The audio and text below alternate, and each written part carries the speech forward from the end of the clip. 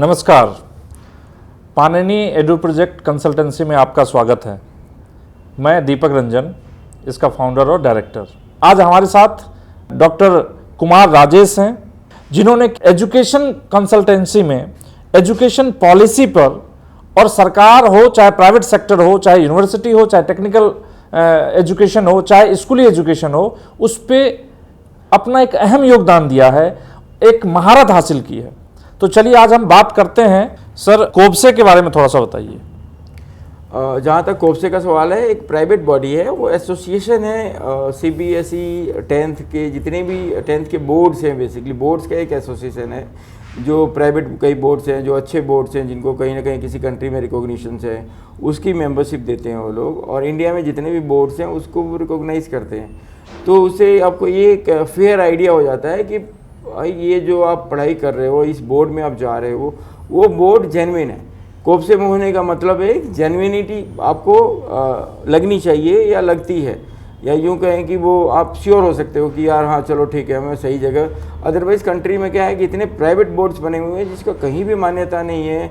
लोगों ने trust society करके अपना बोर्ड बना लिया, प्राइवेट काउंसिल्स बना लिए हैं, उसके अंदर में सर्टिफिकेट छाप के दे रहे हैं। मेरी नॉलेज में एक समय था, जब 2000 की बात कर रहे हैं, जब हम लोग दिल्ली में देखते थे, तो प्राइवेट बोर्ड्स की ऐसे ऐसे सर्टिफिकेट्स आते थे कि हम यदि प्रॉपर वेरीफाई नहीं करेंगे तो वो बच्चा जो है, बच्चे का करियर पे सवाल आता है कि बाद में हम उसको एडमिशन भी दे देते हैं किसी यूनिवर्सिटी में, बट वो क्या है कि फ्यूचर में कभी भी 10th का क्योंकि सर्टिफिकेट हर जगह लगता है। आप जॉब करने जाना चाहते हैं या हायर एजुकेशन में जाते हैं, कहीं भी जाते हैं, तो 10th का जेन्युइन सर्टिफिकेट चाहिए।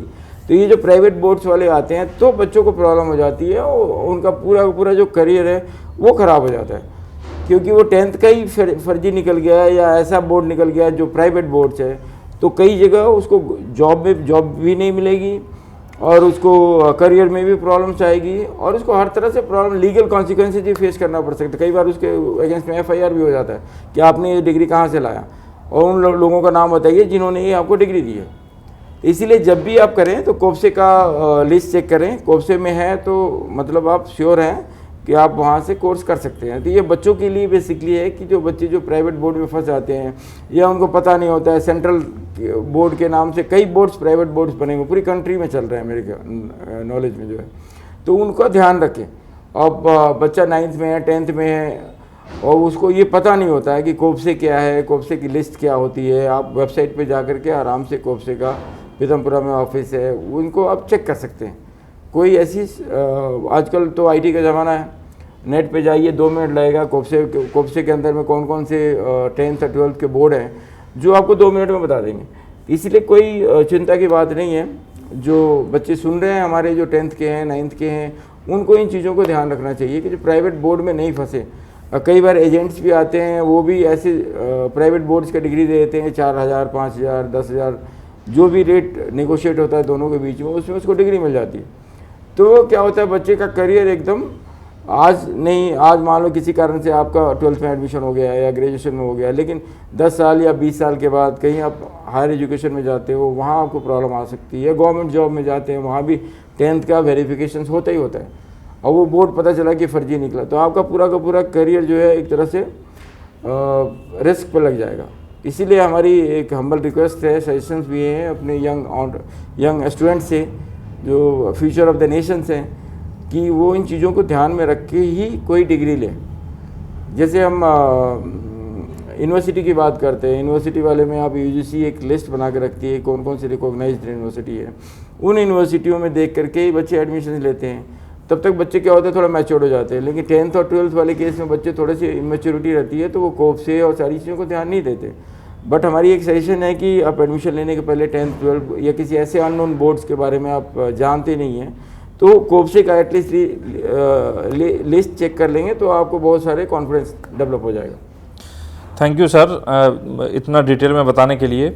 सर, एक और सवाल है कि जब आप किसी ऐसे इच्छुक व्यक्ति से मिलिए और वो स्कूल खोलने की प्लानिंग कर रहे हों, या आप उनको कहिए कि भाई आप स्कूल खोलिए, आपके पास सारे संसाधन हैं, आपके पास फंड है, ज़मीन है, और आप कर सकते हैं, समाज के लिए भी कुछ कहिए, तो उसमें वो सबसे पहले सोचते हैं कि भाई क्या रेवेन्यू सिस्टम क्या होगा, क्या इनकम है, क्या एक्सपेंडिचर है, कितना लगाना पड़ेगा, उससे रिटर्न में क्या मिलेगा हमें।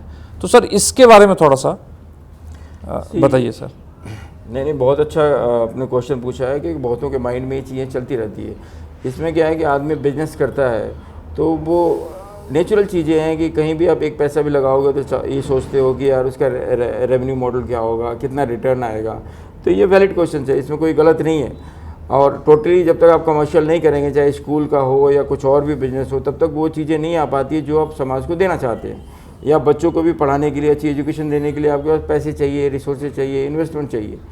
तो इस केस में क्या होता है कि ROI के जहाँ तक सवाल है, ये थोड़ा सा पेशेंस वाला बिजनेस है। एजुकेशन ऐसा नहीं है, स्कूल का तो थोड़ा सा सेफ जोन में रहता है बिजनेस, क्योंकि आप जब खोलते हैं तो तुरंत एडमिशन शुरू हो जाते हैं। बट दूसरे कॉलेजेज में, प्रोफेशनल कॉलेजेज में और कई जगह कई ऐसे कॉलेजेज हैं जिसमें हम सजेस्ट करते हैं कम से कम 3 साल तक यदि आपके पास पेशेंस है और आपको लगता है कि पैसा आप लगा सकते हो घर से, तो एजुकेशन इंडस्ट्री में आओ। अदरवाइज़ क्या है कि बोलेंगे कि फिर इंस्टेंट रेवेन्यू चाहिए तो आप कहीं और जाओ। तो जहाँ तक सवाल है कि रेवेन्यू का स्कूल्स में तो रेवेन्यू आसानी से आ जाते हैं विद इन 1 ईयर। यदि आप सीरियसली थोड़ा सा काम करते हैं, एक्सपर्ट के सजेशन से रहते हैं, तो आप ब्रेक इवन पे पहुंच जाते हैं। दूसरी चीज़ होती है कि इसमें जो एक्सपेंडिचर होता है किसी भी एजुकेशन सिस्टम में, स्कूल्स में स्पेशली आप देखोगे कि आपके जो खर्चे होते हैं वो 20% होते हैं। आपको 1 करोड़ की कमाई है ना, तो आप देखोगे कि 20 लाख रुपये आपका खर्चा है, 80 लाख रुपीज़ आपकी सेविंग हो जाती है ईयरली। यदि 1 करोड़ की आपकी मिनिमम रेवेन्यू आ रही है तो मतलब ये इनिशियली 1 साल का या 2 साल का कई जगह स्ट्रगल पीरियड्स रहते हैं, बट स्कूल्स में 1 साल में आराम से आप कहने का मतलब कि अपनी ब्रेक इवन पे आ सकते हो यदि आप सिस्टमेटिक सीरियसली आप काम करते हो, प्रोफेशनल तरीके से काम करते हो under the guidance of a consultant. तो आप 1 साल के अंदर ब्रेक इवन पे आ जाओगे। और उसके बाद से क्या है कि आप आराम से आपका बेसिक 2 साल या 3 साल के बाद आप देखेंगे कि आपका जो खर्चा है बेसिकली 20% से आ रहा है और 80% रेवेन्यू जो आपकी डायरेक्ट सेविंग हो रही है, या आप उसको आपका रिसोर्स के क्रिएट हो रहा है। क्योंकि जनरली स्कूल्स कॉलेज क्या होते हैं, सोसाइटीज़ के अंदर में होते हैं, तो यहाँ पे कोई प्रॉफिट मॉडल काम नहीं करता, लेकिन वो रेवेन्यू तो आता ही आता है ना, वो आप अपनी मर्जी से जहाँ भी चाहें खर्च कर सकते हैं। उसमें कोई ऐसी बात नहीं है कि सोसाइटी और ट्रस्ट खर्चे नहीं दिखा सकते, कहीं ना कहीं खर्चे दिखा करके आप उस पैसे को डाइवर्ट कर सकते हैं। तो ये एक बहुत ही सेफ, और स्कूल तो वैसे बाकी जो एजुकेशन सिस्टम्स हैं, एजुकेशन कॉलेजेस हैं, उनसे ज़्यादा सेफ़ है कि इंडिया के कहीं भी किसी कोने में भी आप खोलते हैं तो आपको रेवेन्यू आना ही आना है। तो ऐसे बहुत ही कम स्कूल्स हैं जो अच्छे नहीं चल रहे और उनका रेवेन्यू नहीं आ रहा है। जो अच्छे नहीं भी चल रहे हैं बट इतना तो आ रहा है ब्रेक इवन से एबव है। तो आप सिस्टमेटिक थोड़ा सा चलाएंगे, आने वाले दिनों में आप देखेंगे कंपटीशन बढ़ेगा, लोगों को क्वालिटी एजुकेशन चाहिए, लोगों को वर्ल्ड क्लास एजुकेशन चाहिए। तो थोड़ा सा प्रॉपर इन्वेस्टमेंट प्लान करके आप रखें। नहीं है तो आप सेम जो रेवेन्यू जनरेट कर रहे हैं वो उसमें लगाइए स्कूल्स में, ताकि वो कॉम्पिटिटिव मॉडल पे आए और अच्छा रेवेन्यू आप कमा सकते हैं। तो ये मेरी सजेशन है जो एंटरप्रेन्योर्स हैं, जो उद्यमी लोग हैं और इस फील्ड में आना चाहते हैं, कि ये ऐसा कुछ करते हैं तो वो भी सेफ रहेंगे, समाज का सेवा भी कर पाएंगे, अपना इनर सेल्फ जो है लोक परलोक जो हिंदी में बोलते हैं कि वो दोनों ही संवार सकते हैं यदि ये ऐसे इस तरह से चलेंगे तो।